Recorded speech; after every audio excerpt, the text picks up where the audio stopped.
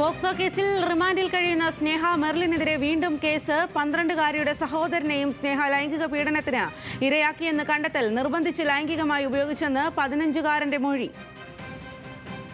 വിവരങ്ങളുമായി നിഖിലാണ് കണ്ണൂരിൽ നിന്നും ചേരുന്നത്. നിഖിൽ, ഏറെ ഞെട്ടലോടെയാണ് കേരളം ഈ സ്നേഹ മെർലിന്റെ വാർത്ത കേട്ടത്. ഇപ്പോൾ വീണ്ടും അത്തരത്തിൽ ഒരു കേസ് കൂടി വരുന്നു എന്ന് പറയുമ്പോൾ എന്താണ് 15-കാരൻ ഇക്കാര്യത്തിൽ മൊഴിയായി നൽകിയിരിക്കുന്നത്?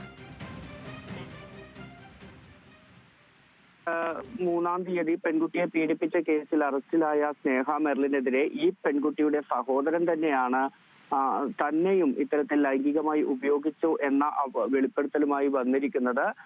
ഇതോടുകൂടിയാണ് വീണ്ടും സ്നേഹയ്ക്കെതിരെ കേസെടുക്കുന്ന ഒരു സാഹചര്യം ഉണ്ടായിരിക്കുന്നത്. നേരത്തെ ഈ കുട്ടി ഇക്കാര്യങ്ങൾ തുറന്നു പറഞ്ഞിരുന്നില്ല. പക്ഷേ ഈ നിർബന്ധിച്ച് ലൈംഗികമായി ഉപയോഗിച്ചെന്ന് ഈ 15-കാരൻ വീട്ടുകാരോട് ഇപ്പോൾ തുറന്നു പറയുന്ന ഒരു സാഹചര്യം ഉണ്ടായി. ഇതിനെ തുടർന്നാണ് ഇപ്പോൾ തളിപ്പറമ്പ് പോലീസ് വീണ്ടും കേസെടുക്കുന്നതിലേക്ക് കാര്യങ്ങൾ എത്തിയിരിക്കുന്നത്. നേരത്തെ ഈ പെൺകുട്ടിയെ പ്രലോഭിപ്പിച്ചും വിവിധ സമ്മാനങ്ങൾ വാങ്ങി നൽകിയുമൊക്കെ ലൈംഗിക പീഡനത്തിന് ഇരയാക്കുന്ന ഒരു സാഹചര്യം ഉണ്ടായിരുന്നു.